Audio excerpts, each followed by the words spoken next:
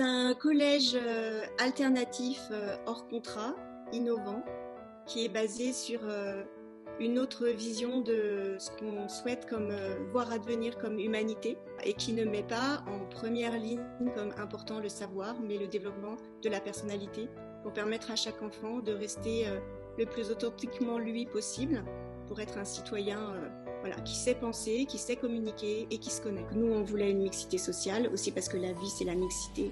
Donc en fait, il a fait un système, un tableau avec 10 tranches en fonction des revenus, avec un système de compensation. En fait, les tranches du haut compensaient les tranches du bas. Voilà. Et on est un établissement qui est basé sur l'élan personnel. Donc là, on va probablement avoir une 3e classe à la rentrée. Et à chaque fois, c'était de dire aux profs, est-ce que tu as l'élan d'avoir une 3e classe ou pas? Et si tu n'as pas l'élan, tu le fais pas, en fait. Et il y en a qui ont dit oui, et on a senti qu'il y avait de la rétractation, et on lui a dit, si en fait tu le sens pas, eh ben, tu dis je le sens pas, et on trouvera une solution. Mais là, on est arrivé à une situation d'équilibre où humainement, en fait, on est vraiment raccord sur la façon dont on a envie de vivre ça. Et c'est aussi ça qui a été compliqué la première année, c'était que on était raccord intellectuellement, mais pas dans le cœur et dans l'expérience. Donc du coup, ça coinçait.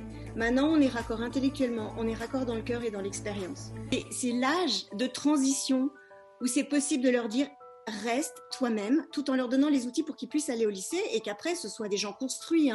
Donc vraiment, nous, notre challenge, c'est de trouver l'équilibre entre « reste toi-même » mais comprends que ta liberté, elle s'insère dans un système où il y a des contraintes et ces contraintes-là, tu ne vas pas les faire sauter.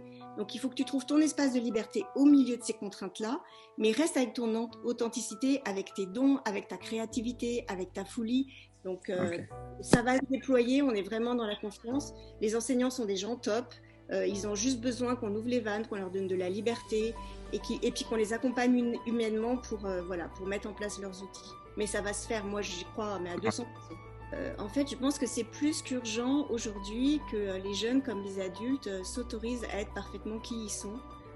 Parce que j'ai la conviction profonde, la foi dans le fait que chaque être humain a juste une contribution unique à apporter au monde et que c'est en s'autorisant à être qui on est qu'on peut apporter cette contribution unique. Donc moi, j'ai l'impression que ma vocation de vie, c'est d'aider les autres à voir à quel point ils sont magnifiques, et particulièrement les collégiens.